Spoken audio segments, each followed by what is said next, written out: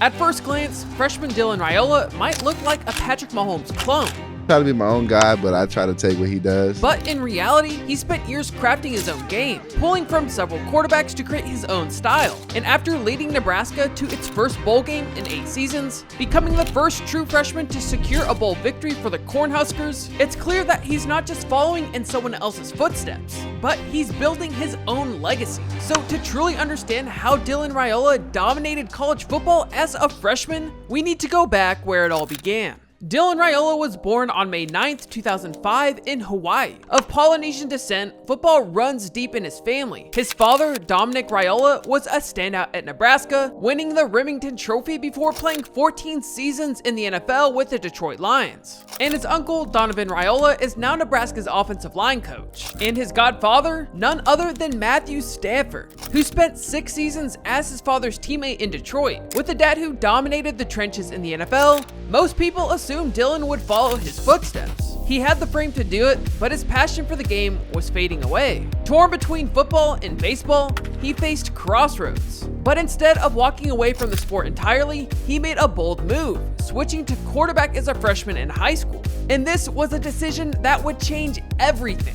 After moving from Hawaii, Dylan Raiola began his high school career at Burleson High School in Texas. He wasted no time getting to work, and as a sophomore, he threw for 3,341 yards, 32 touchdowns, and just 5 interceptions, adding 9 rushing touchdowns to his impressive stat sheet. After the season, he transferred to Chandler High School in Arizona, where he continued to impress, passing for 2,435 yards, 22 touchdowns during his junior year. It was during this time, in May of 2022, that Raiola committed to Ohio State. The Buckeyes had a strong track record of developing NFL quarterbacks, and at the time, it seemed like the perfect fit. With this commitment locked in, he transferred once again, this time to Buford High School in Georgia for his senior season. There, he led the Wolves to an 11-2 record and state quarterfinal appearance, throwing for 2,666 yards, 34 touchdowns, and just 1 interception, while completing 63% of his passes. By the end of his senior year, Raiola was a consensus #1 quarterback recruit in the country, earning top rankings from 24/7 Sports and ESPN, listing him as the #2 overall player in the 2024 class. But in December of 2022,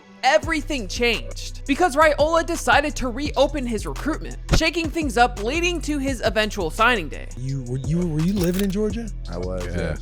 So you're getting acclimated to be a Georgia Bulldog, best team in the country. By January of 2023, he announced his final 4 schools: Georgia, Nebraska, Oregon, and USC. Then on May 15th, he committed to Georgia, a decision that made sense given that he spent his senior season in the state and that his godfather Matthew Stafford was a Georgia legend. Yet the biggest shock came later that year. On December 18th, 2023, Raiola flipped his commitment from Georgia to Nebraska, the school where his father played, and just 2 days later, he officially signed with the Cornhuskers. So why did Raiola make this surprising switch? Like, Nebraska's the only place that you can bring back and it can mean something more than we just won a game or won a championship. Nebraska was far from a powerhouse it had been in the 80s and 90s, struggling through losing seasons, including going 5-7 in 2023, 4-8 in 2022, and 3-9 under former head coach Scott Frost. But under the new head coach, Matt Rule, Raiola saw an opportunity not just to play, but to help lead a legendary rebuild and bring Nebraska back to championship contention. And when he arrived on campus, the internet went crazy over how much he looked like Patrick Mahomes. I know Dylan.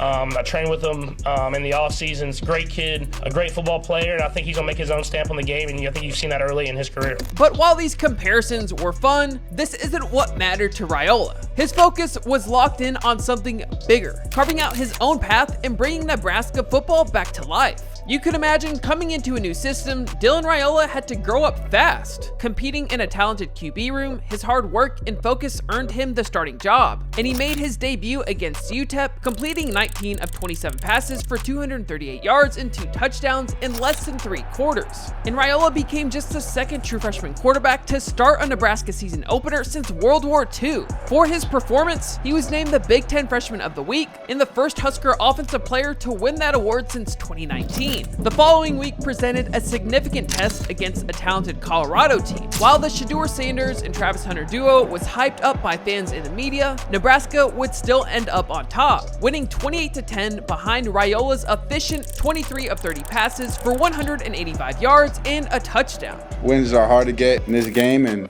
we're going to cherish and celebrate every one. But, this one meant a little more to us. Rivalry game, things that were said last year. Proud of our guys who went out there and handled what we needed to handle. Raiola's breakout performance came against Northern Iowa, where he completed 17 of 23 passes for 247 yards, and he became the first Husker quarterback since 1980 to complete 70% or more of his passes in 3 straight games. Nebraska's success continued, and for the first time since 2016, they were ranked in the AP Top 25. A defining moment came in a Big Ten showdown against Illinois. In a back-and-forth game, Nebraska had a chance to take the lead in overtime, but Illinois capitalized first. Raiola, despite playing well, was sacked on 3 of Nebraska's 4 overtime plays, the last of which ended the game, capturing their first loss of the season. His first road test came in a 28-10 win over Purdue, where he led 9 drives that all crossed into Purdue territory. After a scoreless first half, Raiola led Nebraska to 3 straight second-half touchdown drives. They followed up with a 14-7 win over Rutgers, putting them 1 victory away from bowl eligibility, something Nebraska hadn't achieved since 2016. But unfortunately, the second half of the season would prove to be the biggest test for the Cornhuskers and Raiola. Whether it was complacency or difficulty of the second half schedule, Nebraska started to struggle. Their biggest challenge came against an undefeated Indiana squad. Raiola threw for 234 yards on a career-high 44 passes, but Nebraska's defense could not contain Indiana's offense. 3 costly interceptions doomed the Huskers to a 56-7 loss. Despite the blowout, Nebraska didn't fold.